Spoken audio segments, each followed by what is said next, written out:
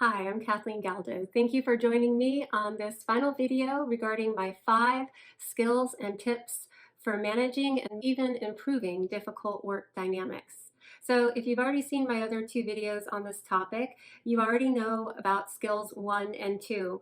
1 is Q-tip, quit taking it personal, and 2 is ask clarifying questions. And so asking clarifying questions is about always trust your instincts, but don't jump to conclusions. So I'll talk more about those 2 skills at the end of this video.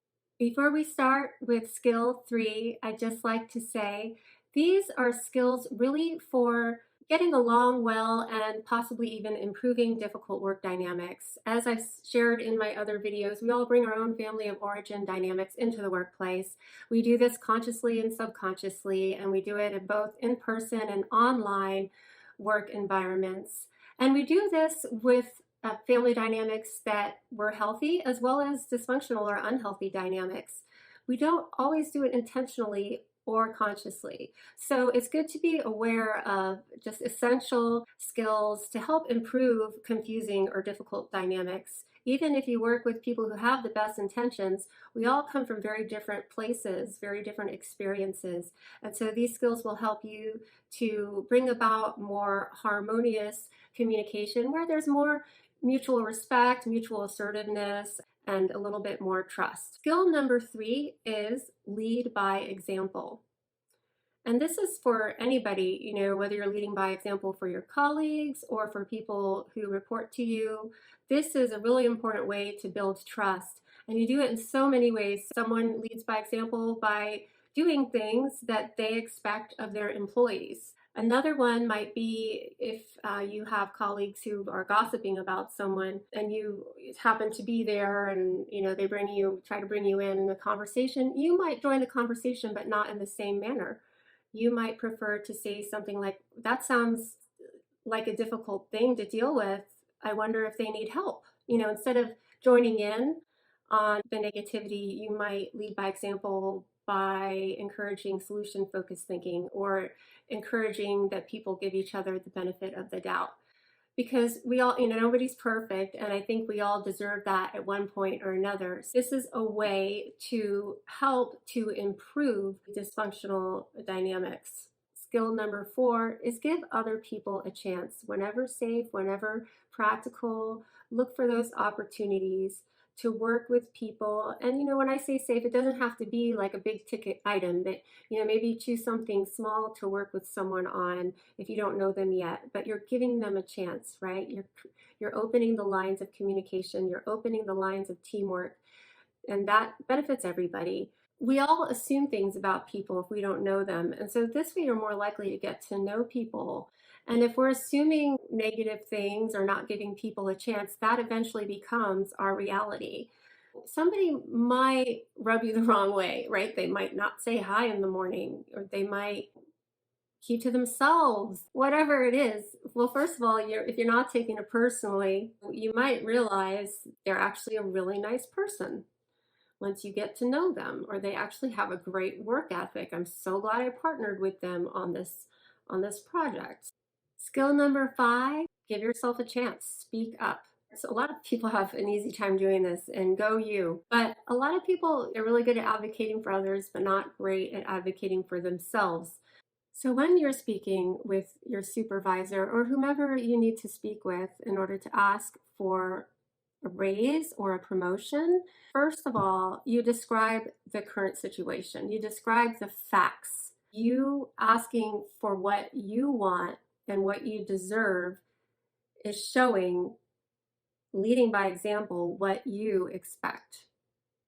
And so it's an essential skill for anyone in the workforce to ask for what they want based on the facts of the effort that you've put forth.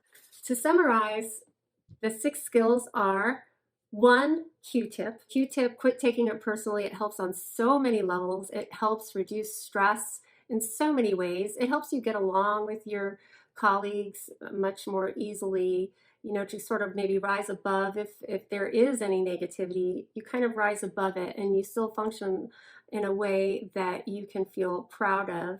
Also, if you're not taking things personally, you're more likely to take positive risks, right? Like pragmatic risks, like asking your boss for a raise. If you're preparing yourself mentally and you have all the facts lined up, but you also know not to take things personally, it feels safer. It's easier to ask because you know in your mind, if your boss at that time does say no, it's not about you. It might be about the pay structure. It might be about other things, but you're still going to go there and ask for what you deserve, ask for what you want.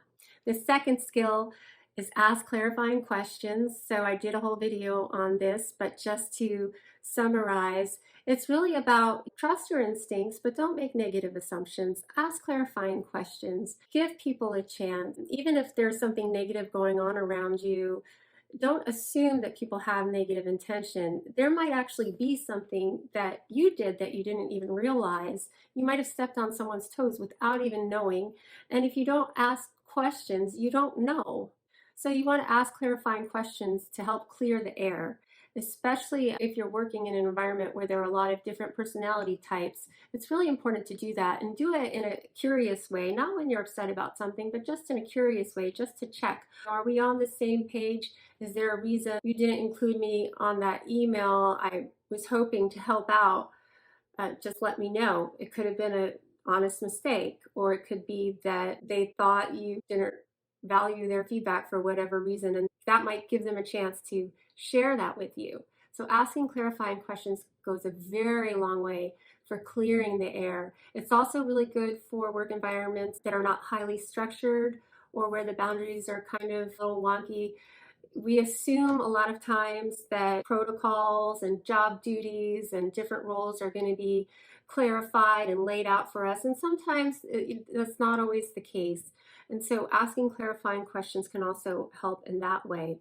Maybe you have multiple job responsibilities and you're not sure how to prioritize them. And so you ask your boss for feedback. What would you prefer that I focus on first? What's the highest priority? That's sort of a skill that it's a skill that builds trust and it opens up healthy communication. Skill number 3 is lead by example. Skill number 4 is give other people a chance. You're opening the lines of communication, you're opening the lines of teamwork, and that benefits everybody.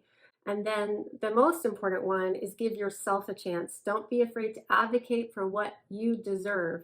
And if you're speaking up assertively, if you're sticking with the facts and you're not taking things personally, it becomes a lot easier to do so. So I hope that my 5 skills and tips for improving and coping with confusing or difficult work dynamics have been helpful to you. Thank you for watching.